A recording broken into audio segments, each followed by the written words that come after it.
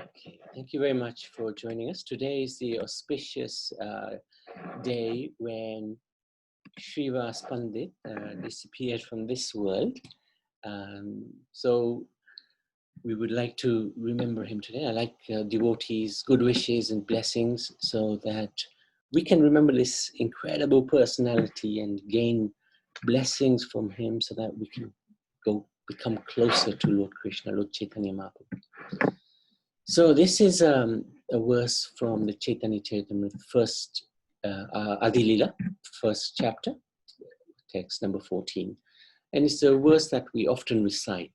So we can recite this together. Panchatattva Atmaka Krishna Bhaktarupam Swarupakam Bhakta Bhattaram Bhaktakyam Namami Bhakta Shaktikam. I pay obeisance to the Supreme Lord Sri Krishna, who has appeared in my lives as a devotee, as the expansion of a devotee, as the avatar of a devotee, as a pure devotee, and as a devotional energy. So this is basically explaining the Panchatattva, which is who Chaitanya Mahaprabhu, Nityananda, Advaitacharya, Gadadhar, Srivas, Pandit is also regarded to be one of the Panchatattva.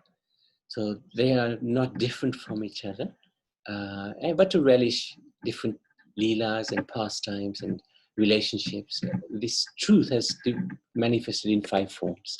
So the first form is that of Krishna has come as a devotee himself, Bhakta Rupa, that's Chaitanya Mahaprabhu. And he's come then as an expansion of devotee, Bhakta Swarupa, and that's Lord Nityananda. He's come as the avatar of a devotee, Bhakta Avatar, and that's Advaitacharya. And then we have the energy of the devotee, Bhakta Shakti, Gadadhar Pandit. And then the devotee himself, Bhaktakya, that's Srivas Pandit. So we have this beautiful Panchatattva deities in Mayapur. And we can see in the middle is Lord Chaitanya Mahaprabhu. To the side, on his right-hand side is Lord Nityananda, whose right-hand side is Advaitacharya. And on this other side, next to Chaitanya Mahaprabhu, on his left-hand side, is Gadadhar Pandit and Srivas Pandit. So who are these personalities in Krishna Leela? So Chaitanya Mahaprabhu is Krishna himself. Actually, it's a combination of Radha and Krishna, and a wonderful pastime behind that. Nityananda is Balaram, and Advaitacharya is regarded to be an incarnation of both Mahavishnu and Sadashiva combined. And Gadadhar Pandit is the incarnation of Srimati Radharani, the energy of the Lord. And who is Srivas Pandit? He is actually regarded to be Narad Muni, the pure devotee of the Lord. So this is the Panchatattva. And of them, 3 of them are considered to be Vishnu Tattva. Yes. Chaitanya Mahaprabhu, Lord Nityananda, and Lord Advaitacharya. Okay. So, the history behind Srivas Pandit. His father's name was Jaladhar Pandit. They had 5 children, and one of them was Srivas, who was the second in line. He was born 1456, around about 30 years before Lord Chaitanya appeared. And if devotees recall, Advaitacharya appeared 60 years before Lord Chaitanya appeared. So they were both much, much older than Lord Chaitanya. They lived in Srihata Sahihat in Bangladesh. And then eventually, in due course, they shifted their home to Navadvip. So this is Srivas Angam in Bangladesh, still being preserved very nicely by the devotees there. The eldest son of Jaladhar Pandit, his name was Sri Nalina Pandit. And devotees may recall that they had a daughter called Narayani Devi, who actually is the mother of the author of the Chaitanya Bhagavat, Vrindavan Das Thakur, which is one of the first biographies written of Chaitanya Mahaprabhu. And Vrindavan Das Thakur is incarnation of Srila Vyasdev.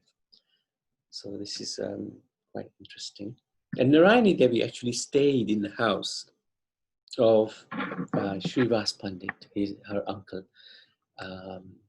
because the father passed away when she was very young, or when she was still in the womb, I think.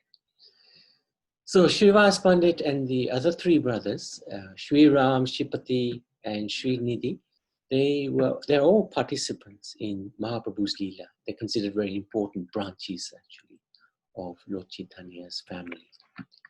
And as we said, Srivas Pandit is Narad Muni, and Narad Muni is a very close friend, Parvata Muni.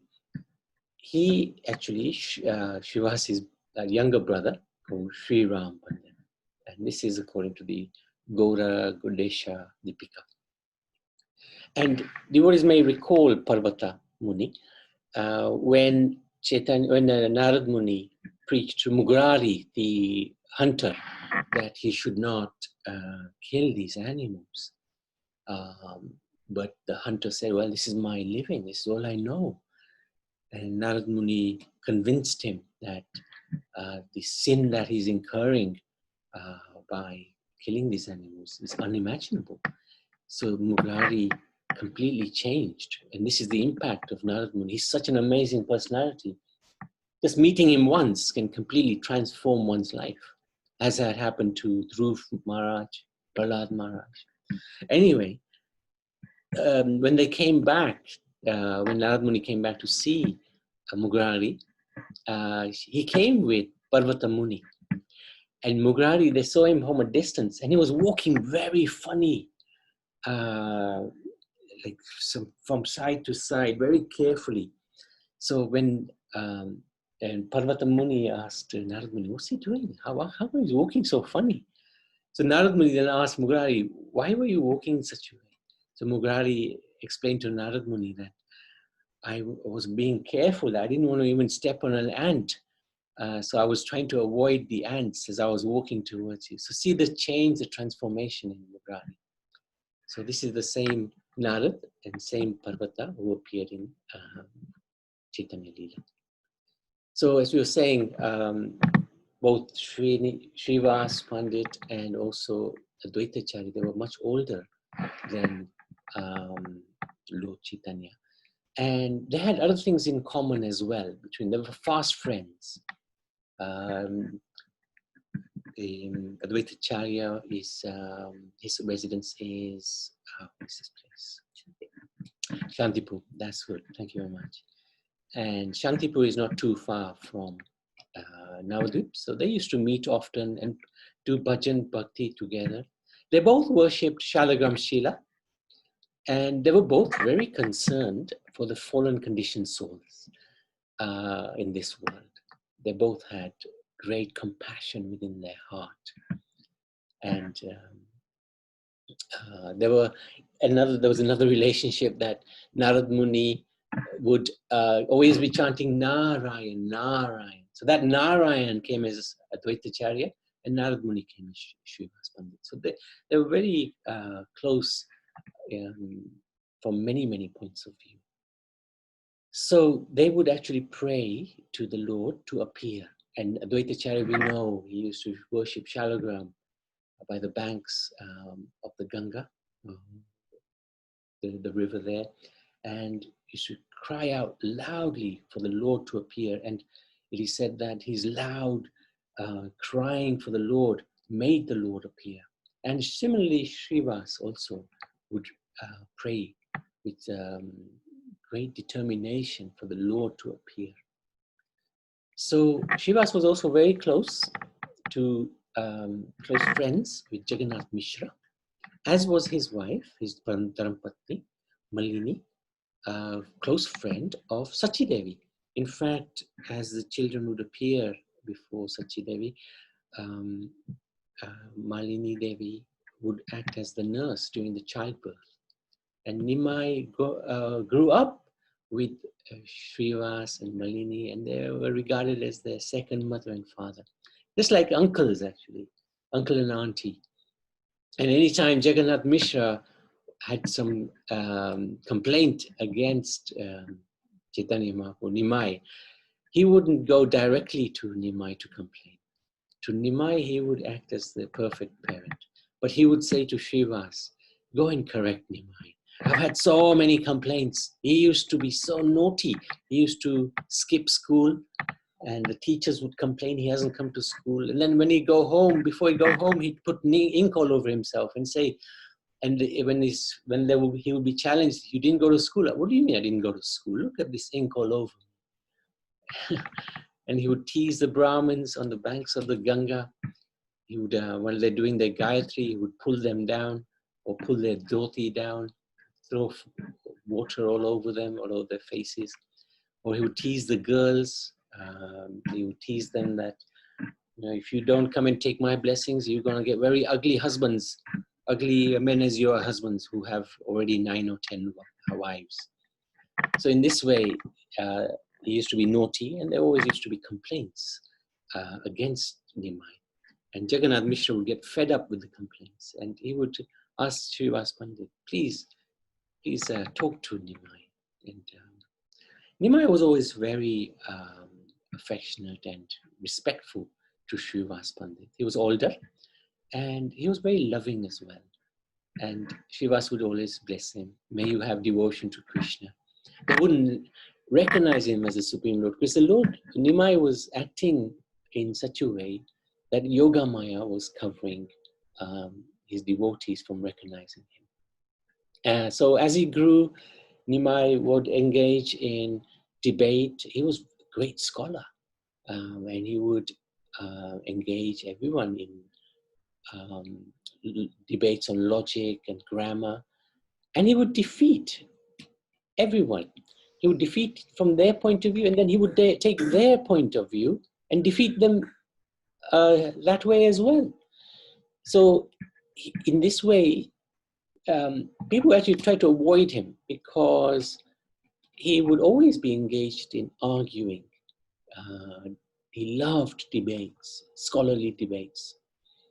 And when he would walk down the road, sometimes people would cross over the road, and in order to avoid him, because they didn't want to waste their time debating and getting defeated by Nimai. And Srivas would sometimes also avoid Nimai. And occasionally, Srivas would come up to him and say to him, why are you wasting your time like this in dry argument? Why are you're such a bright boy. Why don't you become a devotee of Krishna?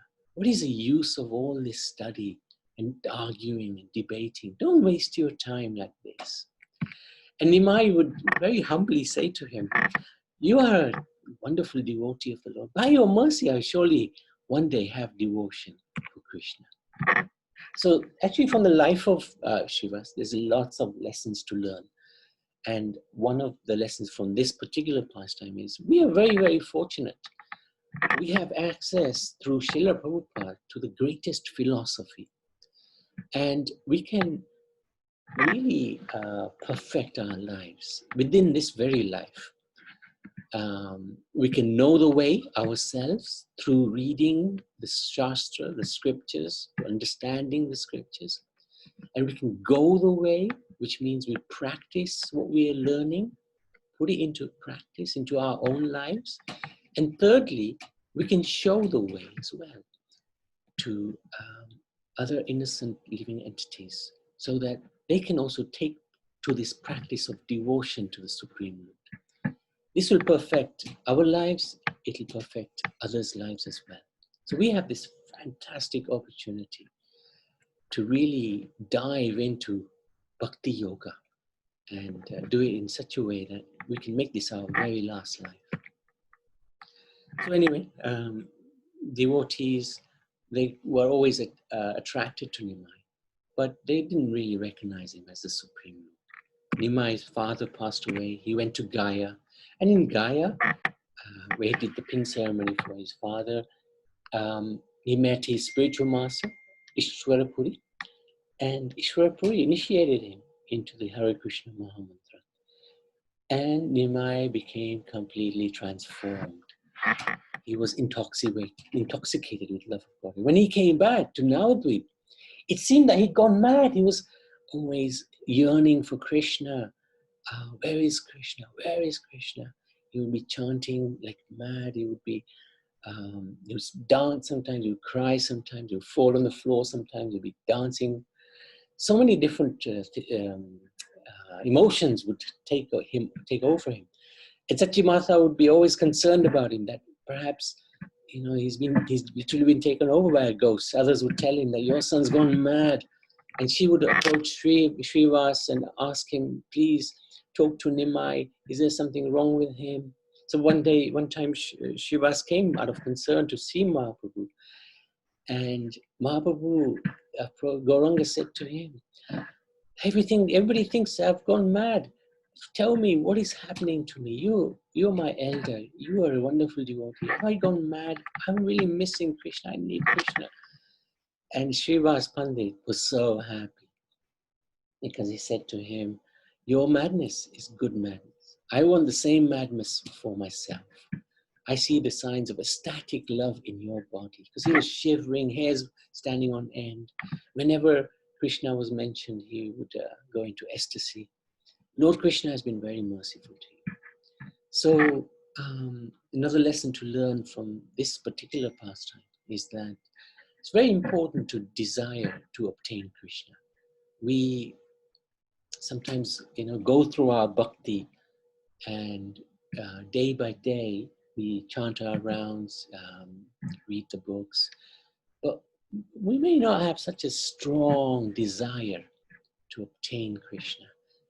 But that desire is very, very important. It's not just we're doing rounds for the sake of doing. I took a vow to chant 16 rounds, so I'm just going to chant my rounds. It's got to be much, much more than that. Whilst chanting our rounds, we must have a strong desire to actually get into the ecstasy of chanting the holy names of the Lord. So then Chaitanya Mahaprabhu became relieved, and he would embrace Srivas Pandit, and he would say that if you didn't say that to me, that I'm not going mad, I would drown myself in the Ganga. So this pastime is mentioned in the Chaitanya Bhagavatam. So Chaitanya Mahaprabhu instituted the loud chanting of the holy names. He would do it in devotees' houses, and principally in the house of Srivas Pandit. Srivas Pandit had a very nice house. The whole family was living together as an extended family. So their house was huge, the compound is big, and it was also a little bit hidden. So in privacy, they could chant loudly. But there were neighbors, and neighbors would get envious, or they would get very disturbed by the chanting. And sometimes they would chant all night. So one time, the neighbors were so angry that they started a rumor that the king has been told about this terrible noise coming from your place, Srivas, and he's going to come and punish you. And Srivas was quite naive. He would believe these stories. And one time there was some, he would then chant to Lord Nrsingadev. He would pray to his Nrsinga Shila for protection. And he would chant with great feeling, great feeling. So one time, actually, Chaitanya Mahaprabhu understood that Srivas was praying like this. And he actually went to Srivas's house, and he was banging on the door. And Srivas was frightened, thinking this is the king who's come to punish him.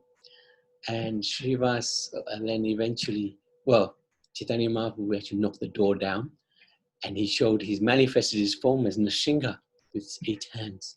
And he said to Srivas, behold, he whom you are worshipping is standing before you. I will save the righteous and destroy the wicked. You should worry no longer.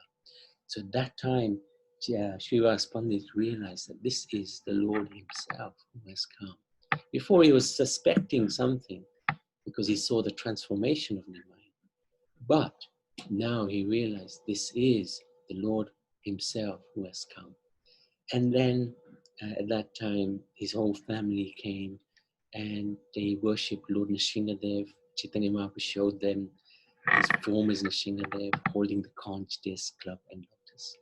Beautiful pastime. So he became overcome with feelings of love, and he recited wonderful prayers to Chaitanya Mahaprabhu. And at this time also Chaitanya Mahaprabhu gave prasad to little Narayani. If you remember, this is the niece of Srivas, his eldest brother's daughter. So the lesson to learn from this is desperate prayers to the Lord will allow the Lord to kick open our doors of false ego and pride, and he can enter into our hearts. It's a very nice lesson to learn from this pastime that took place. So later on, Nityananda Prabhu came to Navadvip for the first time, and Chaitanya Mahaprabhu knew he was in town, and he eventually went to meet him, greet him, and they wanted to do a Vyas Puja ceremony, Purnima, at Srivas Pandit's house. And Nityananda was the one who was doing the arti. No, he was going to garland Vyasdev. So after the puja, Srivas gave him the garland, but instead of giving it to Vyasdev, Nityananda put the garland around Mahaprabhu, who at that time manifested the six-armed form, this beautiful form, Sadbhuj, form of the Lord. So we can see this is Krishna with the flute, with the dark bluish blackish hands. This is Ramachandra, two hands of Ramachandra holding the bow and arrow, and then Chaitanya Mahaprabhu holding the water pot and the sannyas tanda. So this is Sadbhuj form, which he manifested at that time. Very beautiful form. Excuse me, Prabhu. Hare Krishna, yes. Hare Krishna, we can't see another slide. I'm having only the bhajan slide. Oh my goodness. I'm so sorry. Same here. Thank you for letting me know. Thank you. It's I thought I was going crazy. Yeah. should check that out.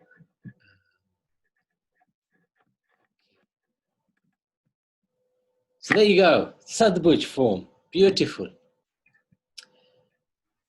Thank you for darshan at last.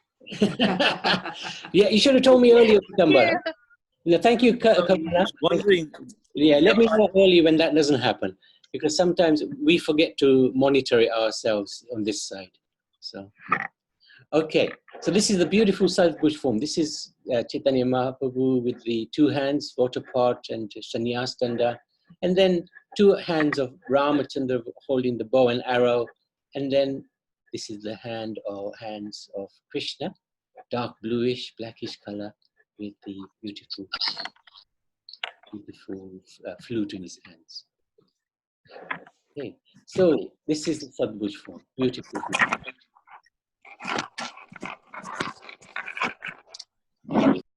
So then Chaitanya Mahaprabhu, he saw the devotion that Srivas Pandit had to Nityananda, and he blessed him that there will never be any poverty in your house, and even the dogs and the cats in this house will have a steady devotion to the Lord. Such a wonderful blessing. Lord was always very pleased actually with Srivas Pandit. One, he was older, so Chaitanya Mahaprabhu was always grateful and respectful to him, and he counted him as his father. But secondly, he just had a great deal of affection towards Srivas Pandit. His devotion, Srivas Pandit's devotion was second to none. So when Chaitanya Mahaprabhu wanted to start the Sankirtan, they started in the house of Srivas Pandit, and that was with very intimate associates present. And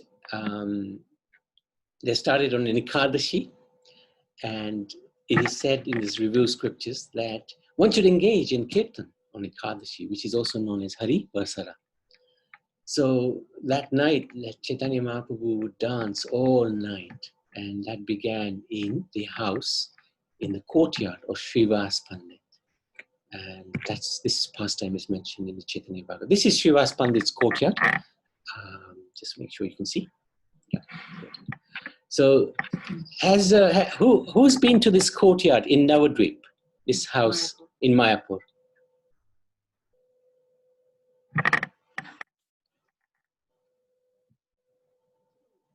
None of the devotees been there? Yeah, I think you took us there, Prabhu. Oh, Kaushalya, yes, good. Yes, Yeah, Kaushalya, yeah, that's we correct. went there. Yes, Yes, we've seen that's- it. Yeah, and I've been there. Yeah. Okay, Hare Krishna Madhusan Prabhu. Hare Krishna. Hare Krishna. Hare Krishna. Yeah. Yeah, I've been there a long time ago. Srinivas. Yes, Angam. And in the courtyard, they used to do kirtans, isn't it? That's it. That's the one. Yeah, lovely atmosphere, you know. Fantastic atmosphere. And you can just imagine what you must have been like Yeah. at that time, you know, when. So we're talking about 530, 40 years ago, something That's like right. that. Something like that. Yes, that's right. Yeah. Must have been But, amazing. yeah, if you can carry on with the story, and then maybe I can make a few comments. Yeah, that'd be good. Anytime you want, you can make comments. Huh? And please, you have a free license. You know a lot more than we do. No. What I was saying is that while this pastimes is being played out, you know, and when Lord Advaita Acharya came and prayed for nearly 50 odd years at the banks of Ganges, you know, and that's right. And then Lord, that's obviously Mahavishnu and Lord Shiva, you know, incarnate as Advaita Acharya. What I was saying is that, you know, Guru Maharaj used to tell me last time I was with him, Yes. Nara's house, you know, and he was saying how at that time the condition of the Bharatiyas was very, very bad. And they were really under attack from the Mughals and Muslims, and so many times, and they're being forced to get converted, and temples were being destroyed, and the morale of the Hindus was so low at that time. They just didn't know what their answer was to this. And there was one story about this one particular Mohammedan ruler or attacker. Anyway, they were plunderers, and they came nearly 17 times. They came and attacked. But the Sanatan atmosphere, well, you know, people at that time was, oh, you know, whoever is our guest, we welcome them, you know, whoever is like the Atithi Deva, you know. So they used to welcome everyone. But then these guys used to plunder and that's right, rob them of everything. And then this one particular king, you know, Prithviraj, yes, he was attacked nearly 17 times, and the 18th times he had enough. You know, there's one particular attacker called Muhammad Ghori, and Muhammad Ghori was come and plunder and rape, all sorts of things, and forced to convert. If you don't convert, you chop your head off, you know. Yeah. If you don't become Muslim, we chop your head off. And that's under so much fear they used to live. And at that time, you know, the morale was very low. But then when Lord Chaitanya came, he said, don't worry, you know, the atmosphere, he wanted to raise the morale of the Sanatan, re-establish Sanatan principles, because you can't destroy Sanatan principles, you know, Sanatan Dharma. Even, you know, it's a bit like Duryodhana. Krishna had to, you know, make Arjuna fight and say, this Sanatan principle, you're a Kshatriya, and, you know, it's like that. So, but this time, Lord Chaitanya is coming obviously in a very different mood and different, without any weapons or anything, you know. So it's a Gupta avatar, isn't it? That's right. Yeah. So anyway, you carry on. This was my That's good. Thank you. Please share whenever you want. Huh?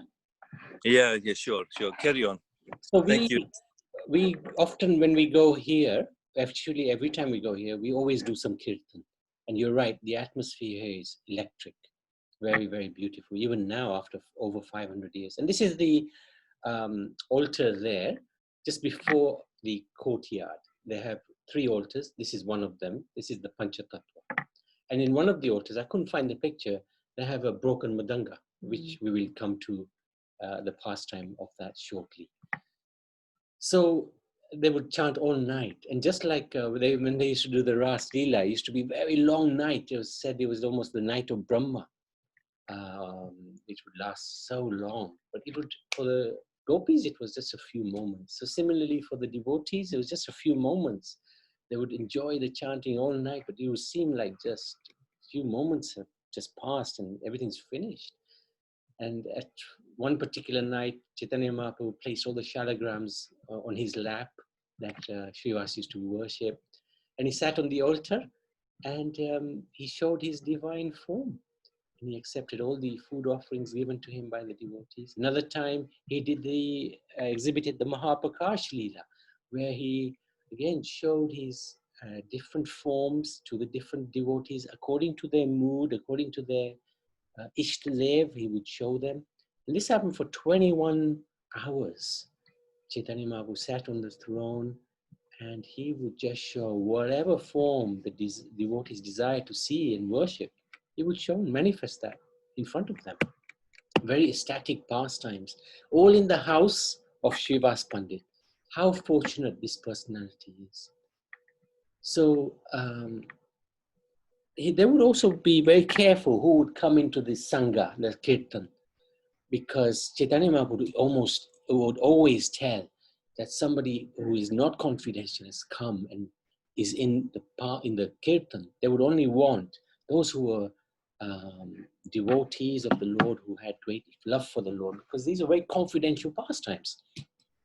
These Kirtans are very confidential because they're relating one-to-one with the Supreme Lord. So one time, Srivas's mother-in-law was hiding in the house, and Chaitanya Mahaprabhu wasn't feeling right with the Kirtan. And he kept saying, there's something wrong with this Kirtan. Something's wrong. And then eventually they found out it was Srivas's Pandit's mother-in-law who was in the home, and they took her out and then they carried on with the Kirtan. Another time there was a very austere brahmachari who only lived on milk, and he said to Srivas, I'd like to witness this Kirtan. And Srivas was thinking, he's such an austere devotee. It'll be okay, let me just hide him somewhere in the house. He can just get darshan of this Kirtan. Again, Chaitanya Mahaprabhu was feeling there's somebody here who shouldn't be here. And when he said that, Srivas immediately revealed that, yes, actually, I've let this brahmachari in. He's very austere. He'd like to get darshan of the Kirtan. But Mahaprabhu said, no, you can't just obtain darshan or devotion simply by superficial austerities. Just taking milk on its own, but not being a devotee is not enough. You have to become a devotee of the Lord. But eventually, anyway, Chaitanya Mahaprabhu was very kind to this brahmachari because he wanted to have darshan of the Lord, and he was allowed in. Mahaprabhu actually put his lotus feet on his head, and he told him, don't make a show of your austere practices out of pride. So that's a nice lesson for us to learn, that sometimes we might do some austerity. What we think is austerities, of course, in this age, whatever we do is nothing compared to what austerity should be. But we might think, oh yes, I've done such wonderful austerities. I've done Ekadashi, Nirjal, I've stayed up all night. And we become a little proud. So that's very dangerous, actually. We should understand that devotion is far more important. And if we do any austerities, it's to really increase our devotion to Krishna, not to increase our false ego. So then these kirtans would go on for a long time, 1 year, 1 full year passed. And the devotees who were not able to participate because of their envious nature, or the non-devotees rather, they would often insult the devotees. And especially there was this one devotee called Bhattacharya Gopal. So he was Gopal Chapal. His name was Gopal Chapal. And he wanted to destroy Srivas Pandit's reputation. So one night he put an offering intended for Kali on his doorstep. That includes liquor and meat and other things which are used to worship Mother Kali.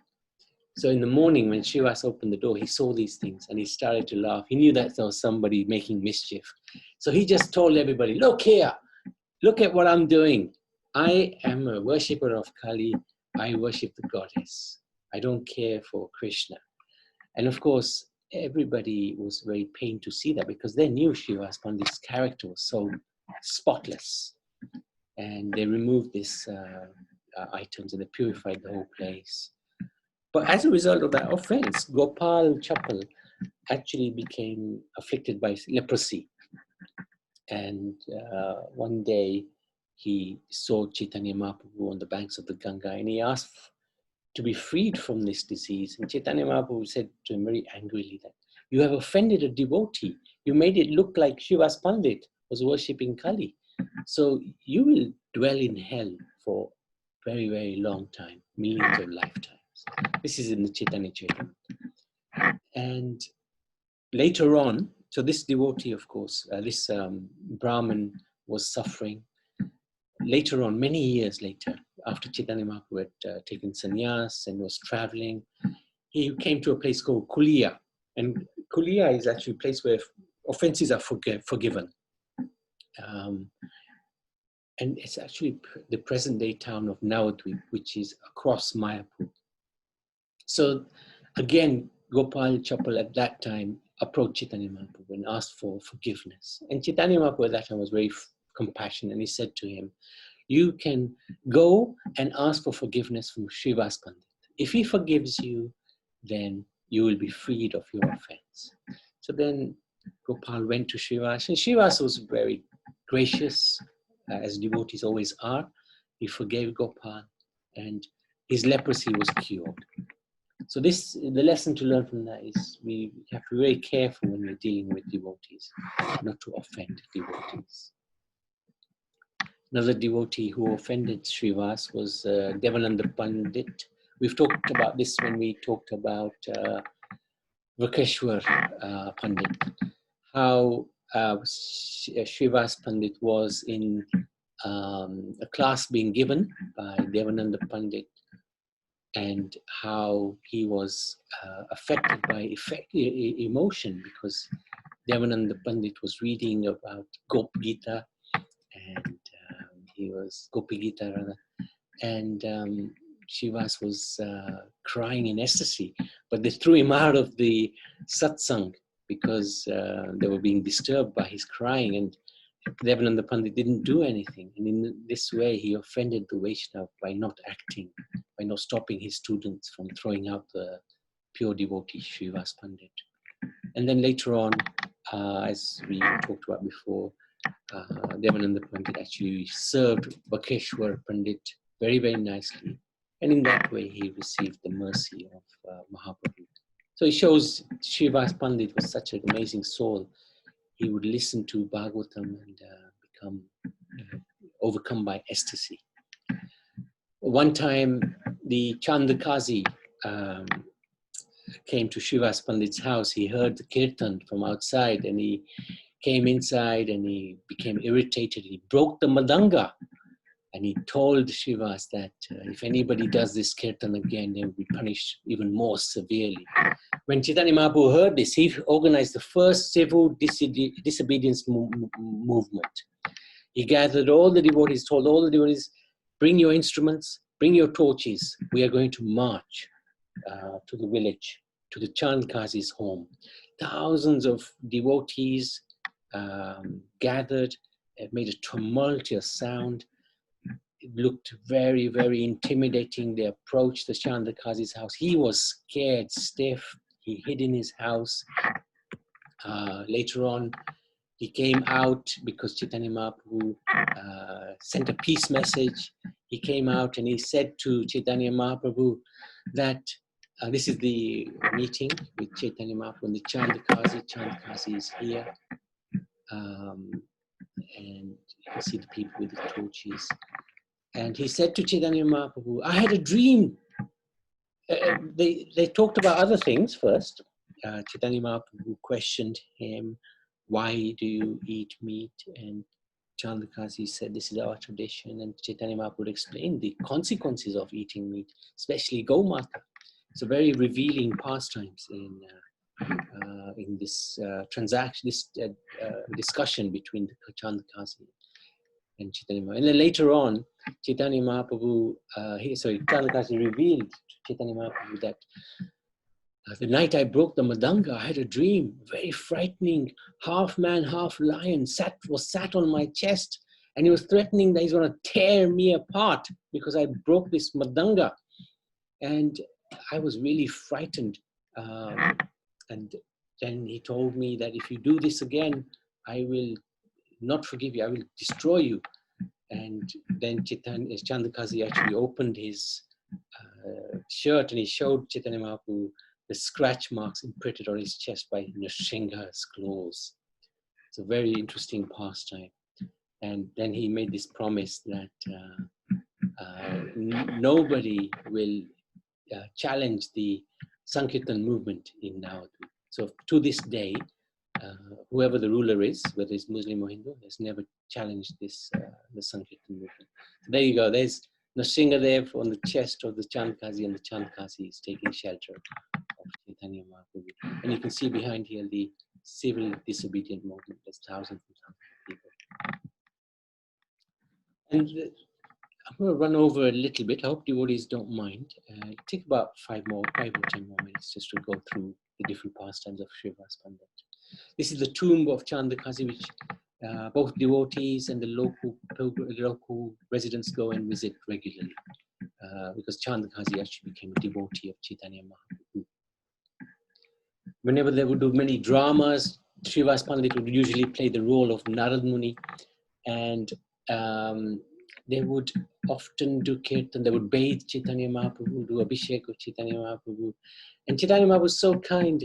There was one servant of Srivas Pandit named Dukhi who would often serve by bringing these jugs of water from the Ganga for Mahaprabhu's bath. And he observed her devotion and he was very pleased, and he changed her name from Dukhi, which means unhappy, to Sukhi, which means happy. So this is a great lesson that we can do simple service to get the mercy. We don't have to do great, amazing things. We shouldn't be too worried. I can't do great service for the Lord. I can't distribute so many books or do arti every day, etc., etc. It doesn't matter. We can do simple service. The Lord becomes happy. One day, Srivas Pandit's young son, very young son, only son, died during the kirtan. And Srivas Pandit was such an amazing person, so detached, that he told the family members, don't cry. If you disturb the kirtan that is taking place, I will drown myself in the Ganga. So everybody was quiet. But Chaitanya Mahaprabhu noticed that something's not right. The mood is not right today. And the devotees revealed to him, not even Srivas, the devotees said that Srivas Pandit's only son died in the evening whilst we were doing kirtan. And Mahaprabhu said, why didn't anybody tell me until now? And they told the Mahaprabhu that Srivas told us, don't disturb the kirtan. And Mahaprabhu became so pleased. How can I ever abandon devotees who love me to this extent? This is how he was interacting with Srivas. He would cry and hug Srivas Pandit. This was amazing pastime. This is the Leela of this Chaitanya Mahaprabhu dancing, and then here the family members are distraught. So after this, Chaitanya Mahaprabhu, he performed a miracle. He went beside the child's body and he brought him back to consciousness. And he asked him, why did you leave the house of such a wonderful devotee as Srivas? And the dead child actually answered, the few days that I was to spend in Srivas Pandit's house are over. Now I am following your wish in going elsewhere. I am a living being without independence. I cannot go against your wishes. Please be merciful to me that I never forget your lotus feet wherever I go. So this is amazing how the child spoke. And when the family saw this, they forgot their distress and they stopped moving. And Srivas Pandit was told by Mahaprabhu, from now on, Nityananda and I will be your sons. We will never leave you. And at that time, they entered his heart and they never left him. So there's an amazing lesson to learn from this, that if we become detached from material attachments and become attached to spiritual relationships and spiritual devotional service, then our lives will be completely successful. A very powerful lesson and amazing pastime that took place. So then after Mahaprabhu took sannyas, he was living in Puri. Srivas would go for months, for the 4 months of the rainy season to Jagannath Puri to celebrate Rath Yatra with the Lord and cleaning of the Gundicha temple, which is taking place in a few days' time on Saturday, or is it Saturday or Sunday? Monday, yeah. So we'll be talking about Gundicha and Rath Yatra as well. And Srivas would be one of the principal singers in the second out of the 7 Kirtan groups, and where Nityananda was the dancer himself. And Chaitanya Mahaprabhu would participate, when he would dance, all the 7 groups would come together and dance. And one time, actually, what happened, Srivas wanted to watch Chaitanya Mahaprabhu dance, so the king was also there, Pratap Parudra. And at that time, the king was trying to see, he had a servant called Harichandan, and Srivas was in the way, so they would get in each other's way. Srivas would get a little upset, so he slapped Harichandan. And Harichandan was going to hit back, but the king stopped him and said, "Hey, don't stop him, don't hit him. You're so fortunate that you were hit by the hand of this wonderful devotee called Srivas. You are blessed." So Srivas was a devotee of great reputation. So after sannyas, Srivas couldn't tolerate being in Navadvip, so they moved to a place called Kumarahata, which is actually the birthplace of Ishwarapuri. One time Chaitanya Mahaprabhu visited there, and he collected some dust in that place. And that place is very famously known as Chaitanya Doba, where actually Srinivas's house is there as well. This is the place. We haven't personally been there. So, but their devotees go and collect dust to keep with them, as Chaitanya Mahaprabhu did. So that time Chaitanya Mahaprabhu said to him, "Srivas, you have such a big household, but I never see you going to work. How do you earn your living? How do you maintain your household?" And Srivas said to the Lord, "I have no wish to make any money or go and earn living, because I am just fully engrossed in my bhakti and bhakti to you." And he also then, he said a few more things. Chaitanya Mahaprabhu asked a few more things. And in the end he said, "I just clap my hands 3 times. What does that mean?" Chaitanya Mahaprabhu asked him. He said, "Well, I clap my hands. I fast 1 day, 2 days, and 3 days. And if there's nothing, no food or anything, I tie a jug to my neck and I will jump in the Ganga. But it's never happened. I've always been looked after by yourself." So Chaitanya Mahaprabhu became very pleased, and he again blessed Srivas Pandit, like he had blessed before, that Krishna will always provide everything that you need, because you are my exclusive devotee. So the lesson from this is austerity pleases the Lord when it's connected to devotion. So this was austerity which Srivas would perform, but it was in connection with his bhakti. So Srivas's appearance day, that's no, that's not today. That's in the Chaitra month.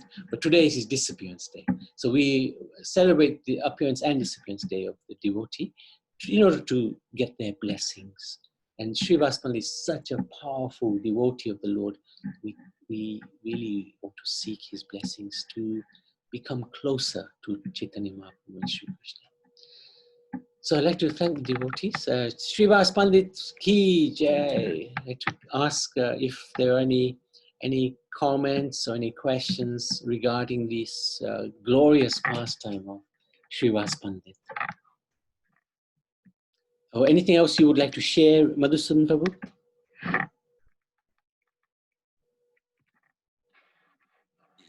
Sorry, I unmute myself. That's okay. Sorry, no, you've covered the pastimes really very nicely. And as I say, we are very fortunate, because even now, because of the mercy of Prabhupada, we are able to sit in our garden and chant and take part in these kind of pastimes that you've gone through. But, like Maharaj was saying, at that time, although Lord Chaitanya had come, he came in a very disguised form, like a devotee. and it didn't disturb the social disorder, that was in Bharat at that time. Even someone like Chand Kazi became his devotee. He was Muslim ruler at that time in the district, but Lord Chaitanya didn't actually come to sort of, uh, overturn the Mughal Empire or anything like that.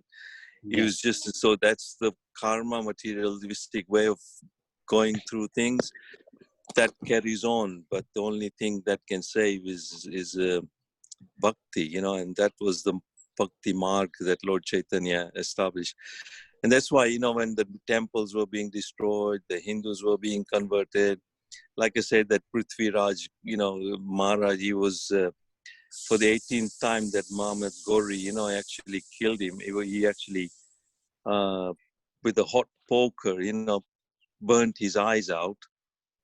And then he left his wife to the soldiers to be treated whichever way they can treat her. But then she had the courage to jump up and speak a sword and chop off Muhammad Ghori's head as well. And, these sort of pastimes have gone on when the people have had to fight, but they were really subdued, under the Mughal Empire. And when people were distressed, thinking, when Maharaj said, this is what stands out to me, a lot, that when, don't worry about temples being destroyed or being forced convert and all that, just chant Hari Bol, just chant Hare Krishna. That will purify you. And there is no other weapon. You don't need to pick up a sword and fight with anyone. Your life will be successful. Just chant. This Hare Krishna mantra is even more powerful than any war, even Mahabharat war.